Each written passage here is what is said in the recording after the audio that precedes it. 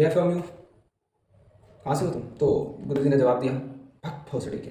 मैं सोचा यार ये कहीं गाँव होगा, फिर बाद में चला वो साला गाली दे रहा था हमको, तो उससे आगे। Hello, welcome back to my new video. मैं आपका अपना रॉकी। आप सभी लोग मुझे तो जानते ही होंगे।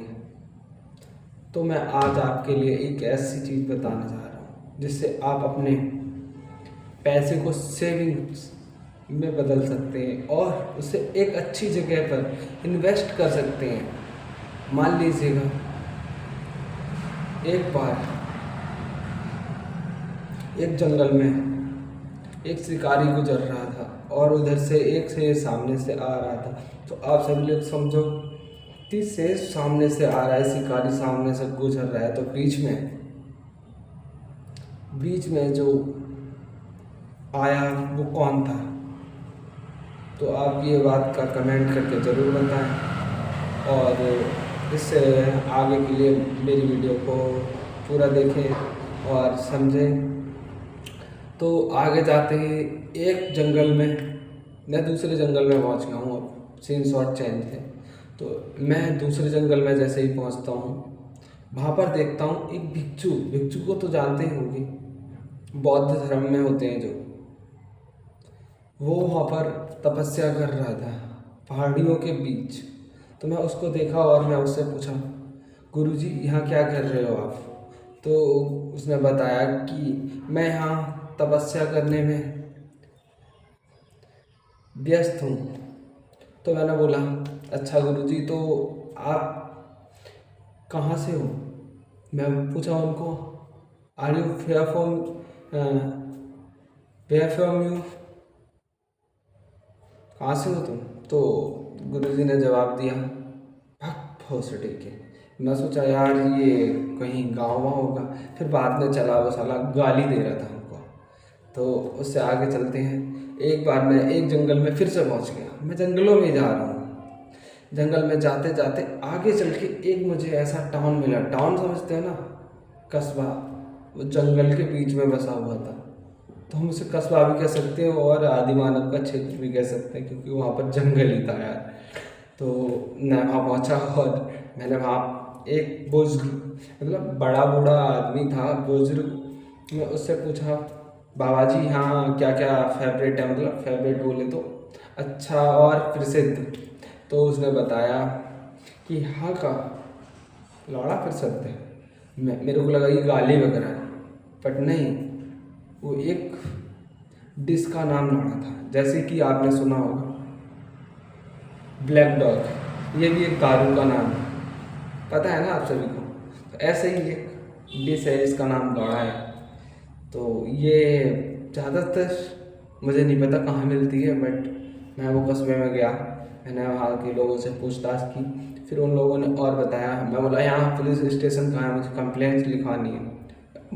वो बोल रहा था कंप्लेंट्स किस लिए लिखानी है, यहाँ तो कंप्लेंट्स होती ही नहीं है, मतलब ये FIR दर्ज करानी है। मैं यही बोलना चाहता था, आपको समझ नहीं होगा क्योंकि मैं ऐसे ही बोलता हूँ।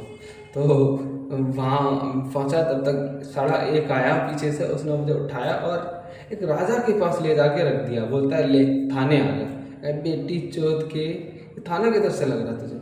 फिर वो बोलता है ये थाना ऐसा ही है, यहाँ पर ऐसा ही नहीं होता, यानी कि हाँ मंत्री होते हैं और तू यहाँ पर चोर है। मैं बोला मैं बहनचोद कब चोर बन गया भाई?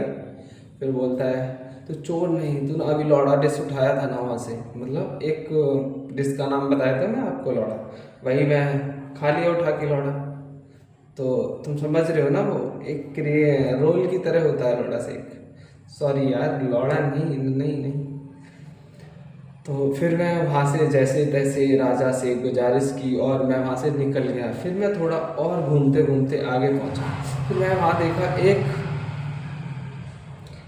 एक जगह पर एक दादी और एक उनका पोता, दोनों गुजर रहे थे। तभी मैंने पूछा दादी से, दादी आप लोग कहाँ जा रहे हो? तो दादी बोलती है शमशान घाट।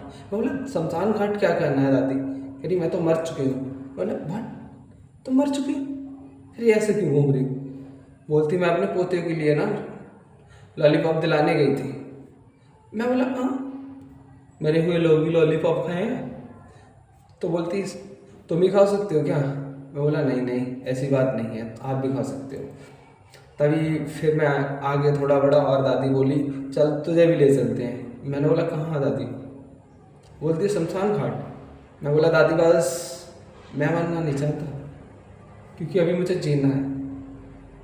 बहुत सारे काम बाकी पेंडिंग में पड़े हैं, जैसे कि लोगों के साथ रह के बकचोदी करना, लोगों के साथ रह के एक तरह का बकचोद वीडियो बनाना, एंड जैसे कि पूरब झाट सा लौंडा है बट कारनामे बड़ी बड़ी करे। जैसे कि एक बार फिर मैं जंगल में घुस गया यार।